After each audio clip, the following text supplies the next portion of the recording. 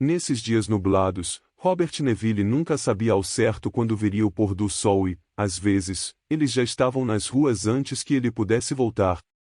Se tivesse analisado a situação com mais prudência, poderia ter calculado aproximadamente quando eles chegariam, mas ele ainda se valia do antigo hábito de determinar o anoitecer pelo céu e, em dias nublados, esse método não funcionava.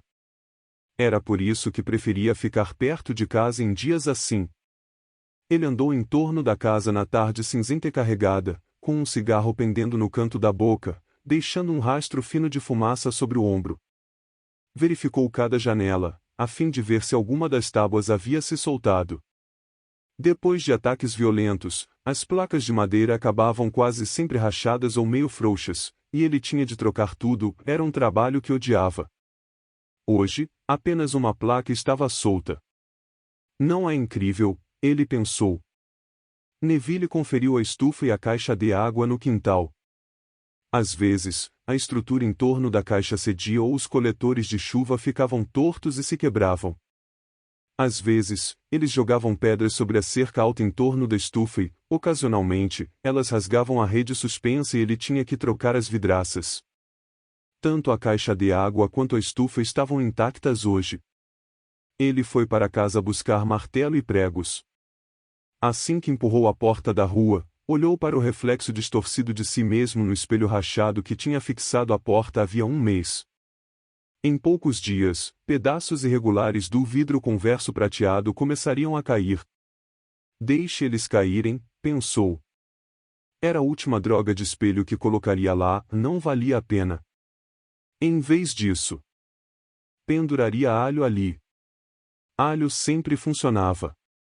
Ele passou vagarosamente pelo silêncio sombrio da sala de estar, virou à esquerda pelo pequeno corredor e de novo à esquerda, até seu quarto. Antigamente, o lugar costumava ser muito bem decorado e acolhedor, mas isso fora em outro tempo. Agora, era um quarto totalmente funcional e, já que a cama e a cômoda de Neville ocupavam tão pouco espaço, ele transformará um dos lados do aposento em uma oficina. Uma mesa de trabalho comprida ocupava quase uma parede inteira. Em seu tampo de madeira de lei havia uma pesada serra de fita, um torno para madeira, um esmeril e uma viseira. Acima dela, na parede, prateleiras com ferramentas aleatórias, usadas por Robert Neville.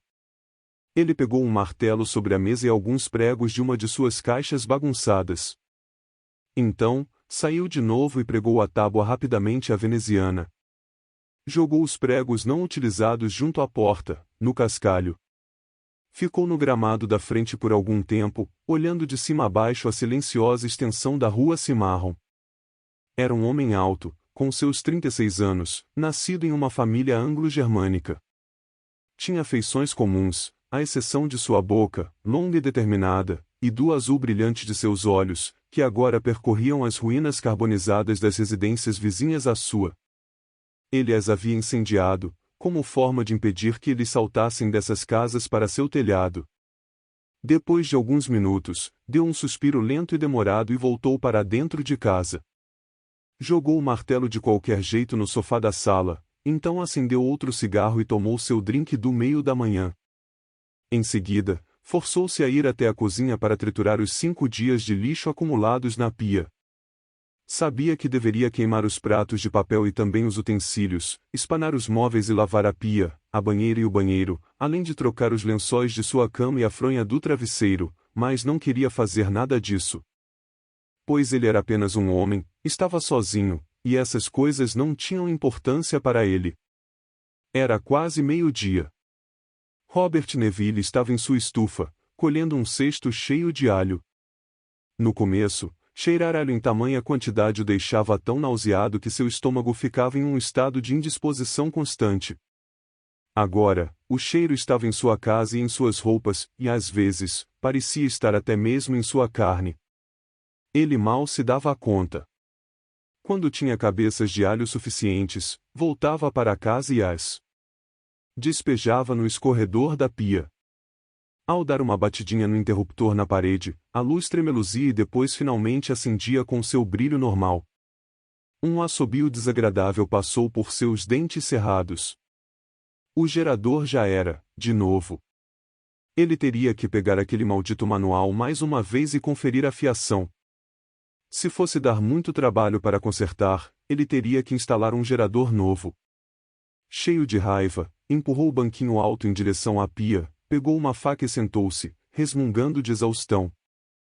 Primeiro, separou as cabeças em pequenos dentes em formato de foice. Então, cortou cada dente rosado e coriáceo ao meio, expondo seus botões centrais vistosos. O ar engrossou com o odor almiscarado e pungente do alho. Quando o cheiro se tornou sufocante demais, ele ligou o ar-condicionado e a sucção afastou o pior. Então, ele se esticou e pegou um furador de gelo da prateleira. Fez buracos em cada metade de dente e juntou cada uma delas em cordões de arame, até que tivesse cerca de 25 colares. No começo, pendurava esses colares sobre as janelas. Mas mesmo de longe eles continuavam jogando pedras, até que ele acabou sendo forçado a cobrir as janelas quebradas com pedaços de compensado. Um dia, finalmente, ele arrancou os compensados e pregou fileiras de tábuas no lugar. Isso fez da casa um túmulo triste, mas era melhor que ter pedras voando pelos cômodos, em uma chuva de vidro estilhaçado. Além disso, depois que ele instalara 3 aparelhos de ar-condicionado, não era tão ruim. Um homem pode se acostumar com qualquer coisa, se for obrigado a isso. Quando acabou de fazer os colares de alho, foi para fora e os pregou sobre a guarnição da janela, tirando os cordões velhos que já tinham perdido a potência de seu odor. Ele tinha de fazer isso 2 vezes por semana. Até encontrar algo melhor, essa era sua primeira linha de defesa. Defesa, ele pensava com frequência. Contra o quê? Toda tarde ele fazia estacas. Ele as torneava a partir de bastões grossos de madeira, até que ficassem com cerca de 20 centímetros de comprimento. Elas eram mantidas contra a pedra do esmeril até ficarem afiadas como punhais. Era um trabalho cansativo, monótono e que preenchia o ar com a serragem de cheiro quente que se fixava em seus poros, chegava a seus pulmões e o fazia tossir. Ele também nunca conseguia adiantar o trabalho.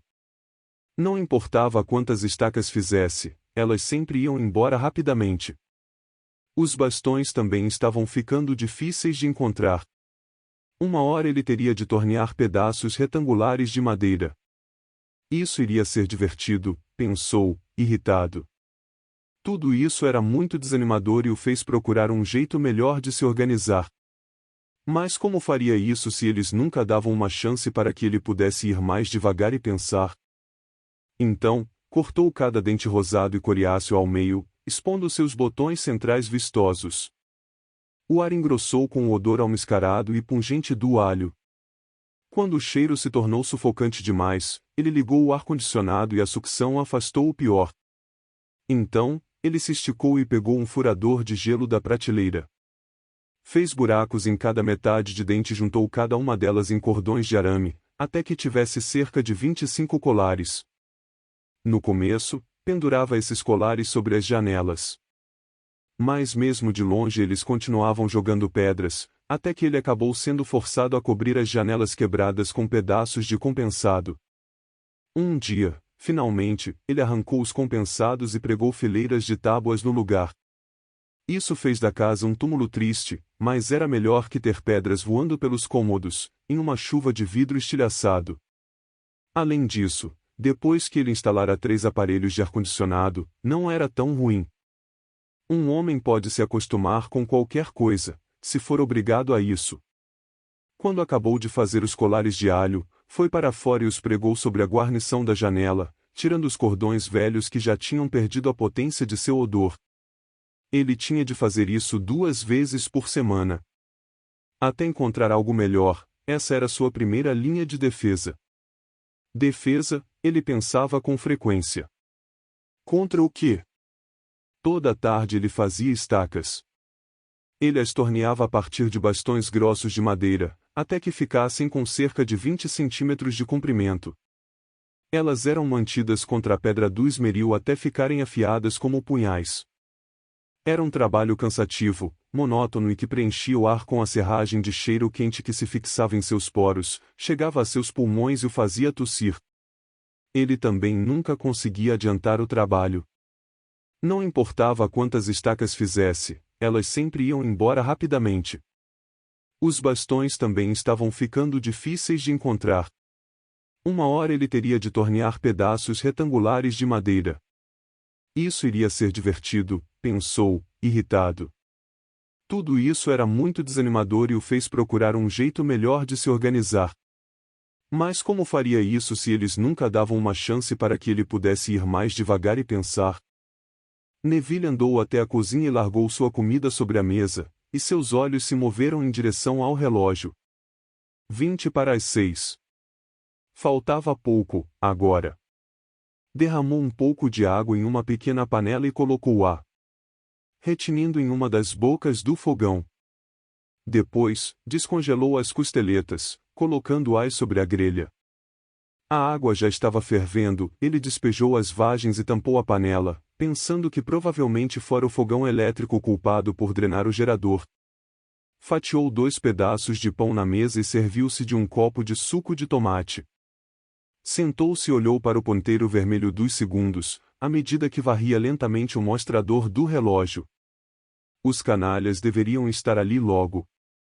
Depois de terminar seu suco de tomate, andou até a porta da frente e saiu para a varanda. Desceu para o gramado e caminhou até a calçada. O céu escurecia, e estava ficando frio. Ele olhou para cima e para baixo da rua Cimarron, enquanto a brisa fresca despenteava seus cabelos loiros. Era isto o que havia de errado com dias nublados como aquele, você nunca sabia quando eles estavam vindo. Bem, pelo menos eles são melhores do que aquelas malditas tempestades de poeira. Dando de ombros, ele voltou para o gramado e para dentro de casa, trancou e travou a porta à sua frente, deslizando a barra grossa para o devido lugar. Então, voltou para a cozinha, virou suas costeletas e desligou o fogo sob as vagens. Ele estava colocando a comida no prato quando parou de repente, movendo os olhos rapidamente para o relógio. 6:25 hoje. Ben Cortun estava gritando. Sai, Neville. Robert Neville sentou-se suspirando e começou a comer. Ele estava sentado na sala de estar, tentando ler. Preparou para si um uísque com soda em seu barzinho e segurou o copo frio, enquanto lia um texto de fisiologia. Na caixa de som sobre a porta do corredor, a música de Sonchomber tocava alto. Não alto o suficiente, pensou. Ele ainda podia ouvi-los do lado de fora, seus murmúrios, seus passos e seus gritos, seus rosnados e as lutas entre si. De vez em quando, uma pedra ou tijolo atingia a casa. Às vezes, um cão latia. E todos estavam lá pela mesma razão. Robert Neville fechou os olhos por um momento e manteve os lábios firmemente apertados. Então, abriu os olhos e acendeu outro cigarro, deixando a fumaça seguir fundo até seus pulmões. Desejou ter tempo para tornar a casa à prova de som. Não seria uma ideia tão ruim, não fosse o fato de que ele precisava ouvi-los. Mesmo depois de 5 meses, isso ainda lhe dava nos nervos. Nunca mais olhou para eles. No início, deixará uma fresta na janela da frente para observá-los. Mas então as mulheres o tinham visto e começado a fazer poses depravadas, a fim de seduzi-lo e atraí-lo para fora da casa. Ele não queria ver aquilo. Deixou seu livro de lado e encarou tristemente o tapete, enquanto Vertlartnack ainda tocava nas caixas de som. Sabia que podia colocar tampões nos ouvidos para cortar o som que vinha de fora, mas isso cortaria também a música, e não queria ter de reconhecer que eles o estavam forçando a viver enclausurado. Fechou os olhos mais uma vez. Eram as mulheres que tornavam isso tão difícil, pensando bem, aquelas mulheres, posando como bonecas lascivas pela noite, contando com a possibilidade de que ele as veria e enfim decidisse sair. Um arrepio passou por ele. Toda noite era a mesma coisa. Ele ficava lendo e ouvindo música. Depois começava a pensar em tornar a casa à prova de som, e depois pensava nas mulheres. Sentiu novamente aquele calor entranhado no íntimo de seu corpo, e pressionou os lábios um contra o outro, até que eles ficassem brancos. Ele conhecia bem aquela sensação e ficava com raiva por não conseguir combatê-la. Ela crescia e crescia, a ponto de ele não poder mais permanecer sentado, quieto. Então, ele se levantava e caminhava pelo piso, com os punhos fechados com força ao lado do corpo. Talvez instalasse o projetor de filmes, ou comesse alguma coisa, ou bebesse demais, ou aumentasse tanto o volume da música que o som machucaria seus ouvidos. Tinha de fazer algo quando a sensação começava a ficar ruim de verdade. Sentiu os músculos de seu abdômen se fecharem como uma espiral. Aterrorizante. Pegou mais uma vez o livro e tentou lê-lo, e seus lábios formavam cada palavra, lenta e dolorosamente. Mas logo depois o livro estava de novo em seu colo. Olhou para a estante à sua frente. Todo o conhecimento naqueles livros não seria capaz de conter as chamas que havia dentro dele, todas as palavras de séculos não poderiam dar cabo do desejo mudo e estúpido em seu corpo. Esse pensamento o deixava enjoado. Era um insulto para um homem. Tudo bem, era um instinto natural, mas não havia mais lugar para isso. Eles o forçaram ao celibato, teria que viver com isso. Você tem um cérebro, não tem? Ele se perguntava. Então, use-o. Ele estendeu o braço e aumentou o volume da música, então, obrigou-se a ler uma página inteira sem pausas. Leu sobre células sanguíneas sendo forçadas contra membranas, sobre a linfa pálida levando os resíduos através de tubos bloqueados pelos gânglios linfáticos, sobre linfócitos e células fagocitosas. Para desembocar, na região do ombro esquerdo, próximo ao tórax, em uma veia larga do sistema circulatório. Fechado, o livro bateu com um ruído surdo. Por que não o deixavam em paz? Achavam que todos poderiam tê-lo? Eram tão estúpidos para pensarem assim? Por que continuavam a vir, todas as noites? Depois de 5 meses, era de se imaginar que iriam desistir e tentar em outro lugar. Foi até o bar e preparou outro drink. Assim que voltou para sua poltrona, escutou pedras sendo atiradas contra o telhado, aterrissando ruidosamente no matagal ao lado da casa. Ele ouvia, sobre os ruídos, Ben Cortlandt gritar. Como sempre gritava. Sai, Neville. Algum dia eu pego esse desgraçado, pensou, enquanto tomava um grande gole de seu drink amargo. Algum dia vou enfiar uma estaca bem no meio desse seu peito maldito. Vou fazer um pouco mais comprida para você, uma especial, decorada com fitas, seu desgraçado. Amanhã. Amanhã iria tornar a casa à prova de som. Seus dedos se dobravam em punhos, com as articulações pálidas. Não podia ficar pensando naquelas mulheres. Se não as escutasse, talvez não pensasse nelas. Amanhã. Amanhã. A música acabou e ele pegou uma pilha de vinis que estavam sobre o tocadiscos, colocando-os de volta em seus envelopes. Agora, podia ouvi-los do lado de fora com ainda mais clareza. Pegou o primeiro disco novo que conseguiu alcançar, colocou-o na vitrola e pôs o volume no máximo. O Ano da Peste, de Roger Leigh, tomou seus ouvidos. Violinos lutavam e gemiam, tímpanos soavam como as batidas de um coração moribundo, flautas tocavam melodias estranhas e atonais. Com uma raiva ainda maior, arrancou o disco e rachou-o em seu joelho direito. Fazia tempo que ele queria quebrá-lo. Andou com as pernas rígidas até a cozinha e arremessou os pedaços do disco na caixa de lixo. Então, ficou parado na cozinha escura, com os olhos bem apertados, os dentes cerrados e as mãos tampando os ouvidos. Me deixem em paz, me deixem em paz, me deixem em paz. Não adiantava, não podia vencê-los à noite. Não adiantava nem tentar, aquela era a hora especial deles. Estava agindo com estupidez, se pensava que poderia vencê-los. Deveria assistir a um filme? Não, ele não achava que poderia montar o projetor. Deveria ir para a cama e colocar os tampões nos ouvidos. De qualquer forma, era isso que acabava fazendo todas as noites. Rapidamente, tentando não pensar em nada, ele foi para o quarto e tirou a roupa. Colocou a calça do pijama e foi para o banheiro. Nunca vestia a camisa do pijama, era um hábito que adquirira no Panamá, durante a guerra. Enquanto se lavava, olhou para o peitoral largo no espelho, para os pelos pretos enrolados em volta dos mamilos e abaixo da linha central de seu peito. Olhou para a cruz ornamentada que tatuara no peito enquanto estava no Panamá, uma noite, quando tinha ficado bêbado. Como eu era bobo naquele tempo, pensou. Bem, talvez aquela cruz tenha salvado sua vida. Escovou os dentes com cuidado e passou fio dental. Tentava cuidar bem de seus dentes porque, agora, ele era seu próprio dentista. Algumas coisas podiam ir pro brejo, mas não sua saúde, pensou. Então por que você não para de entornar álcool, pensou. Por que você não cala essa matraca, pensou em resposta. Atravessou a casa, apagando as luzes.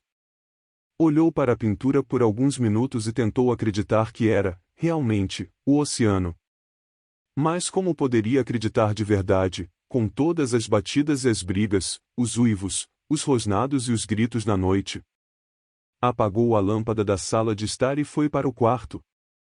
Fez um som de desgosto quando viu que a serragem ainda cobria a cama. Ele foi tirando o pó, batendo com a mão, pensando que seria melhor construir uma divisória entre a oficina e a parte de dormir. Melhor fazer isso, melhor fazer aquilo, pensou melancolicamente. Existiam tantas malditas coisas para se fazer, ele nunca chegaria ao problema de fato. Encaixou bem seus tampões de ouvido e um grande silêncio o engoliu. Apagou a luz e meteu-se entre os lençóis. Olhou para o relógio circular e viu que era um pouco depois das 10. Tudo bem, pensou. Assim vou poder começar bem cedo. Ele se deitou na cama e respirou fundo na escuridão, querendo dormir. Mas o silêncio não ajudava muito. Ainda podia vê-los lá fora, os homens pálidos perambulando em volta da casa, procurando incessantemente por uma forma de entrar para pegá-lo. Alguns deles, era provável, estavam de cócoras como cachorros, com os olhos cintilando, voltados para a casa, e os dentes raspando lentamente, para lá e para cá, para lá e para cá. E as mulheres? Tinha que começar a pensar nelas? Ele se jogou de barriga para baixo, praguejando, e pressionou o rosto contra o travesseiro quente. E ficou deitado ali, respirando profundamente, e seu corpo se contorcia de leve no lençol. Fazei chegar a luz da manhã. Sua mente encara as palavras que encara todas as noites. Meu Deus, fazei chegar a luz da manhã. Ele sonhou com Virgínia e chorou enquanto dormia, e seus dedos se agarraram aos lençóis como garras delirantes. Capítulo 1